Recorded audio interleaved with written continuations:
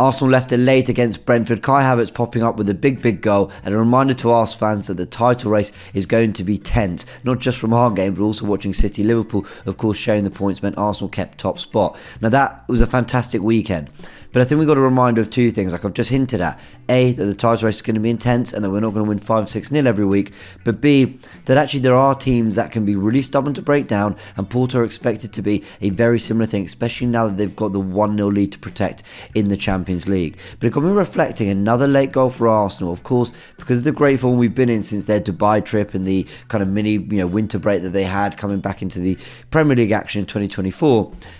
It's sort of been a reminder that Arsenal do have this ability to dig a late goal out if they really need it. Now, hopefully they don't need that against Porto, but there's a lot of stuff that I think we can take from that Brentford game, especially kind of the way we played, the way we scored that goal, the kind of calmness we kept, but also a reminder that however this game goes, unless we're of course 3-0 down, in which case that is a bit of a pickle, but however this game goes is to keep calm and carry on and believe that the Arsenal team can find a way through it, because I think it could be quite a nervy affair come Porto. But let's just rewind to Brentford and the late goal, because I was watching Match of the Day and they pulled up this great set of stats where they talk about the points won in the last 5 minutes of matches, and you've got Arsenal there with 10 points won, more than any other, well, alongside Liverpool, and more than any other side in the Premier League this season. This was Match of the Day's stats, saying that we've won 10 points from goals scored in the last 5 minutes this season. I thought that was really interesting, but it made me want to go and dig a little bit deeper. Now, I've got a lot here, but let me show you it. This is every late winner / equaliser that we have scored under Mikel Arteta, and that is any goal in the 85th minute onwards, taking that last 5 like Match of the Day did. And having a look at how many times we've really done this under Mikel Arteta, and you can see there is quite a handful there. I'm not going to go through every single one, but you might want just a nice reminder of how many times Arsenal have given you that real dopamine hit, that moment of, wow, we've managed to score a late goal, we've got something out of nothing, and it's a great relief. And we all love those moments in football. They are great fun. Of course, you want to be winning 5-0 and having a great time relaxing, watching a whole game. But when you do have that stress for 85 minutes, then you get the winner. It can be pretty special. Now, hit the pause button if you want to look at more of these results, because it's just kind of nice to reflect on them. But what I really want to show you is this: the late winners and equalisers per season since Arteta arrived, again looking at the 85th minute onwards. And in his first season, of course, he only played half a campaign, only 2 goals in terms of the 85th minute onwards, and then the season after, 4 goals from the 85th minute onwards. But in the 21-22 season, something changed a little bit for Arsenal. I'll tell you why. Because when you look at some of those goals that were scored, in the seasons before, they were late goals with a group that Mikel Arteta was trying to move beyond. But in the 21-22 season, we saw 2 moments. An equaliser in the 95th minute against Crystal Palace, and a winner against Wolves in the 96th minute as well.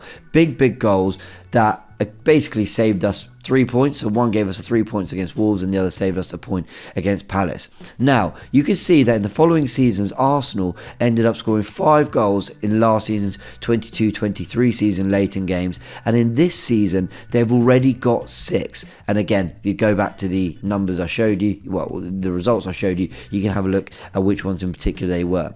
But already 6 goals, from the 85th minute onwards this season, and 5 last season, show that Arsenal have taken a big jump in the 2 seasons before that in terms of being able to find a way to get over the line. Now, this can obviously just be put down to we're a better team. Sides are a little bit more pragmatic and defensive against us, and they understand that Arsenal have an ability to pull something out of the bag late in games. But also we just have better players. Better players means you could produce better quality, so you're more likely to do this. All that stuff is absolutely true. But I do think that those 2 goals very late in games against Palace and Wolves were big moments for Arsenal in terms of having a belief that they can actually, at the very end, even if they've not been at the very best, find a way to dig something out. And one of the moments that was really ridiculed was the celebrations for that equaliser against Palace in the 95th minute when Alexander Lacazette scored, and we ended up salvaging a point, and we were ridiculed. Again, everyone was sort of saying, here we go, Arsenal are celebrating a point, they've played poorly, they really shouldn't be this happy about it. And it reminds me of when Liverpool basically got a draw against West Brom, and Klopp had sort of the whole cop basically applauding a bowing of the team in front of them. What was it? They were all together, weren't they? and they faced the Kop, I think it was a 97th minute equaliser.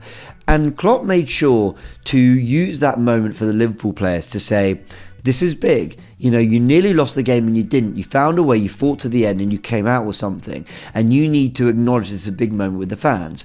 Arsenal had a not similar moment in terms of celebrations, but again, they rescued a point. It ended 2-2, and Lacazette is seen going into the crowd, and the Arsenal players go crazy, and they're all loving it.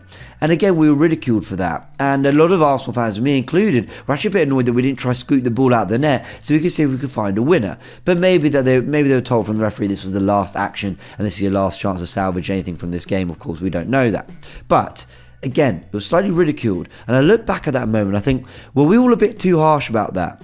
Were we all a bit too, like, oh, it's just a point, a bit too snobby about it, not really recognising that it can have a bigger impact on this particular group of players in terms of a belief that they can get over the line and they can actually find really, really late goals and winners, and that they can fight to the end and pick something up even if they're not at their very best. Now, I think the answer is because it didn't happen many more times that season. In fact, it only happened the once with a goal against Wolves. The answer is that maybe it wasn't the catalyst for realising they could do it. But I do think it was a moment in which Arsenal enjoyed that moment of scoring a very, very late goal. And as that team grew and blossomed and developed into the season after and now into this season, there really is a belief from this Arsenal team that they can find a moment of magic if they really need it when their backs are against the wall and it looks like all hope is lost. In that final moment of a game, they can pull something out. And we've seen it a lot more this season. I'll just pull up those results again. Look this season with late goal against Man City in the Community Shield, Man United, 2 against Brentford, and the big one against Luton with Declan Rice pulling up with a big header. And I think the thing to really notice amongst all these winners, especially the 86th, 87th minute winner for Kai Havertz against Brentford recently, and actually with a lot of these winners, is look how much quality Arsenal have shown in those goals to get those winners. The cross from Ødegaard to Rice when we win it against Luton, that's a brilliant goal from the cross pinpoint to the header. Kai Havertz as well, the football between Bukayo Saka, Ødegaard, Ben White down that right hand side, scintillating all game against Brentford at home the other day, and then the through ball to White with a brilliant cross and Kai Havertz nods it into the back of the net. These moments are really, really good goals where they show composure and they show some quality. You can even take it back to the Community Shield. Yeah, Leandro Trossard does get a lot of luck with the deflection that takes past the keeper. But look how he doesn't just lump into the box for the sake of it. He fakes a cross on his right, drags it onto his left so he can open up a better angle. These moments show quality and composure at the very, very death of the game, in order to bring out the more likely chance to score, which isn't just lump it in the box and hope it falls to someone and you just crash it into the back of the net. It is quality that's being shown at the very end of games. And the reason I mention all this is come Porto, if and when it gets nervy, because I believe it will get nervy, Arsenal need to keep calm and keep playing their football, because that's when you're more likely to find those winners.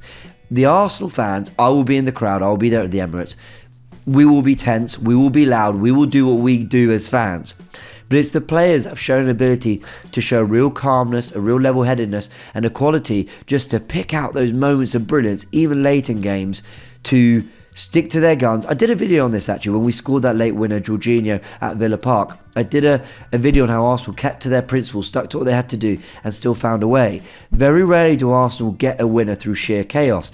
Even the one against Wolves when we won it 2-1 in the 96th. It's quality football that has found a way through. And Arsenal have shown a composure late in games to dig out that winner. And they might have to do the very same against Porto. And I was going to say, I don't hope they do. I hope we have it 3-0 wrapped up by half time. But I do hope that if we get late in the game, Arsenal just stick to what they do. And yes, sometimes you do have to lump it to the back post. And sometimes you do have to just get it in the box and pray for a bit of magic. But when you do, can you pick someone out of the back post? And when you do find yourself on the edge of the area, can you just create that 1-2 that finds an angle? Arsenal's shown ability to do it. And against Porto, I'm going for a 1-0 win, but I think we'll do it on penalties. And that is nervier than a lot of you would expect and hope for. I totally understand that. But I just thought there was an interesting trend in the way Arsenal have been scoring goals late, and If it comes to that against Porto, I hope we show a very similar nerve, despite it being, of course, a very tense and nervy occasion, trying to get past the last 16 for the first time in a while. So that's my question to everyone in the comments below. Were we too harsh on that moment against Palace, where the fans and the players went crazy, celebrating a last-minute equaliser against Palace, which was seen as a bit of a regressive mentality at the time, but maybe it was just the moment that group needed to know that they can do it at the very end of games. And I just want to say a really big thank you for watching this video. If you did enjoy it, actually hit the links right here to watch more content like this, including my Football First podcast, which drops every Monday to Friday at 6 AM. And I know it's annoying, I am really sorry to have to ask, but if you want to show support to the channel, hitting the like and subscribe buttons help promote the content much more than you could possibly know. Thanks again.